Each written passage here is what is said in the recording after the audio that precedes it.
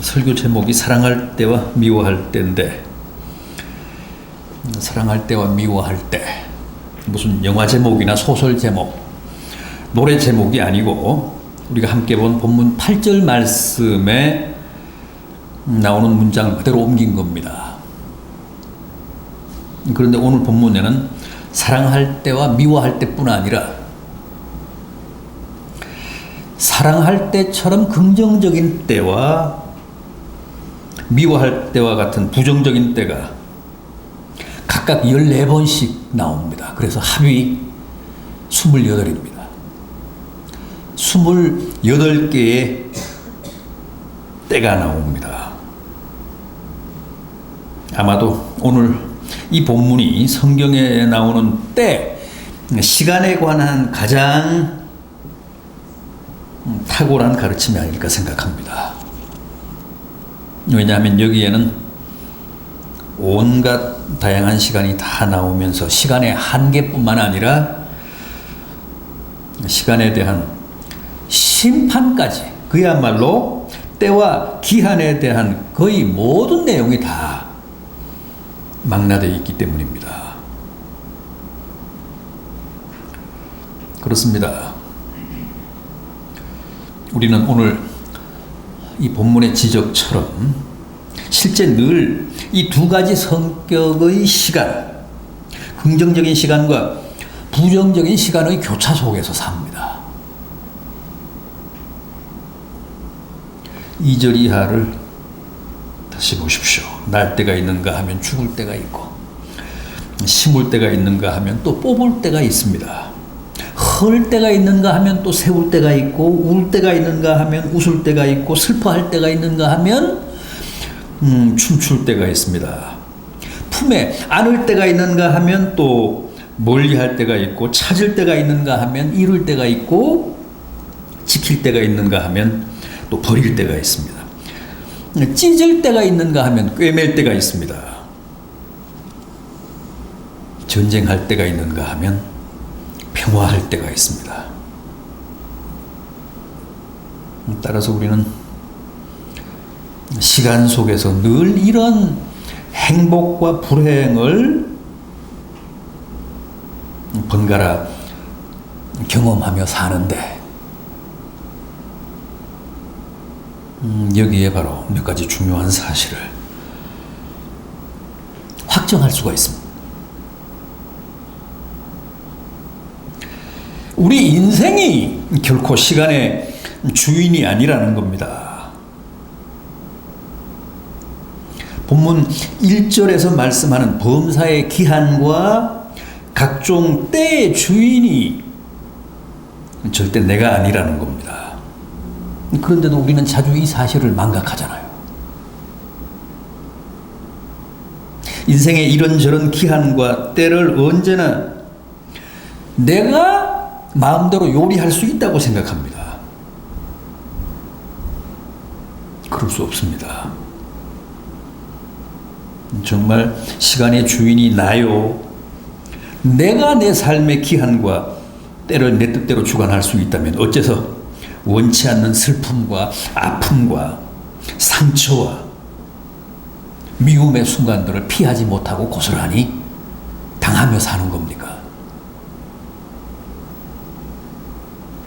무엇 때문에 시간이 주는 고통으로 피 흘리며 사느냐는 거예요. 시간의 주인이 나라면 피해야지.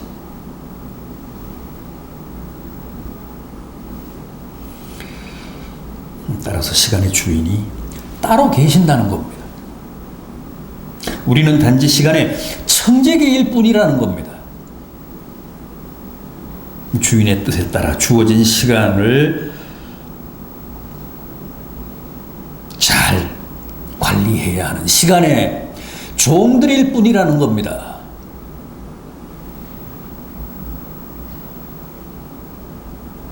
때, 시간 하면 제일 먼저 우리가 기억해야 할 사실이 바로 그 점이라는 거예요. 시간의 주인이 내가 아니라 따로 계신다.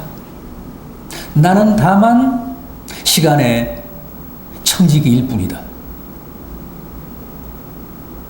주인이 내게 허락하신 시간을 가장 선하게, 주인의 뜻에 합당하게 운용해야 할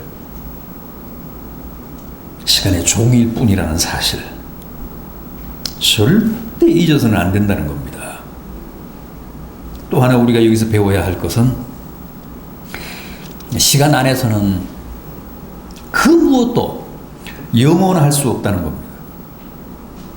시간 안에서는 모든 게 한시적이고 잠정적입니다. 시간 안에서는 모든 게 제한적이고 유한합니다. 영원한 것은 아무것도 없습니다. 따라서 잃어버렸다고 마냥 아쉬워할 필요도 없고, 뿌리채 뽑혔다고 해서 마냥 절망할 필요도 없다는 거예요. 왜냐하면 다시 찾을 때가 있고 다시 심을 때가 있기 때문에 그렇습니다. 웃을 일이 있다고 마냥 좋아할 일도 아니고, 성공했다고 마냥 기뻐할 일도 아니라고 합니다. 왜냐하면 다시 울 때가 있고 다시 실패할 때가 있을 수 있기 때문입니다. 가졌다고 큰 소리 칠 일도 아니고, 못 가졌다고 기죽을 일도 아니고, 범사에 기한 것 때는 오직 주님이 주관하시기 때문에 언제 또 내 의지와는 상관없이, 내 희망과는 상관없이 다 잃게 되거나 또 넘치도록 다시 받게 될지 모르기 때문에 그렇습니다. 그래서 우리는 시간 안에 사는 한 항상 겸허하고 겸손해야 한다고 합니다. 주님이 나의 기한과 때를 어떻게 운용하시든 거기에 무조건 순종하며 감사해야 한다고 합니다. 실패하게 하시면 실패 속에서 많은 것을 깨닫고, 성공하게 하시면 그 성공 가운데서 감사드리고, 울게 하시면 또 울음을 통해 자신을 정화하고, 웃게 하시면 또 그 웃음 속에서 하나님을 영화롭게 하는 겁니다. 그게 바로 제한된 시간을 사는 우리 인생들의 도리고 순리라는 겁니다. 또 그게 우리로 하여금 시간을 통해 희비의 교차, 부정과 긍정의 교차를 겪으며 살게 하시는 주님의 진정한 뜻이라고 합니다.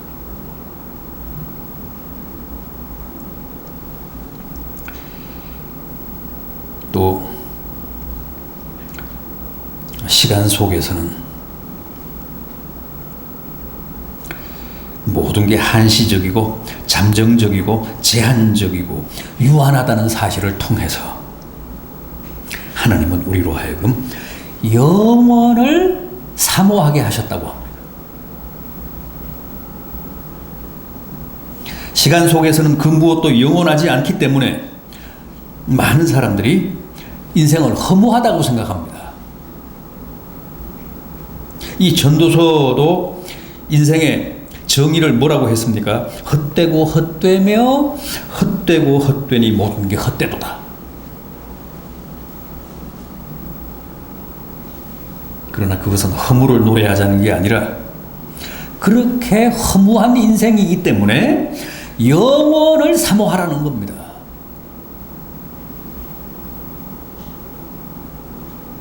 이 11절을 보십시오. 사람에게 영원을 사모하는 마음을 주셨느니라.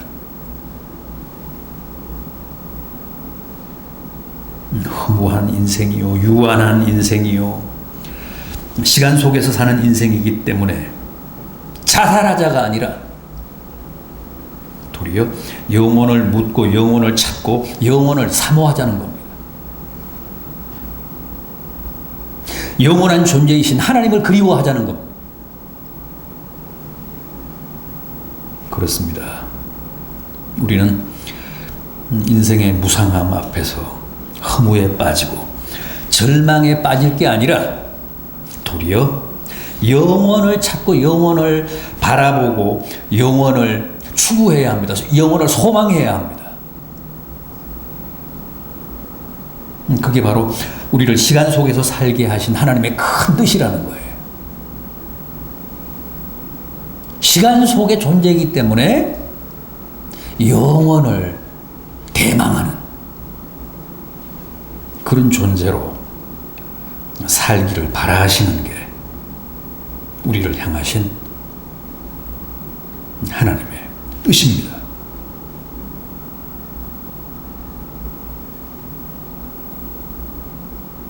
옛날 타락 이전에 에덴에서 살 때는 늘 생명나무 실과를 따먹으며 영생하는 존재로 살았습니다.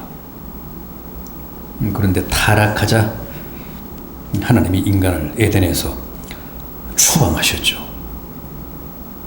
그리고 더 이상은 생명나무 실과를 따먹지 못하도록 불칼로 그 진입을 막으셨습니다. 접근을 막으셨습니다. 그러나 이제 다시 거듭나면 물과 성령으로 중생하면 하나님의 생명, 영원한 생명을 받아 우리도 영생할 수 있습니다. 주님은 분명 우리에게 영원한 생명을 주시기 위해 오셨다고 했습니다. 이는 저를 믿는 자마다 영생을 얻게 하려 하십니다. 또 나의 주는 물은 그 속에서 솟아나는 영생하도록 솟아나는 샘물이 되게 하리라고도 하셨습니다. 부디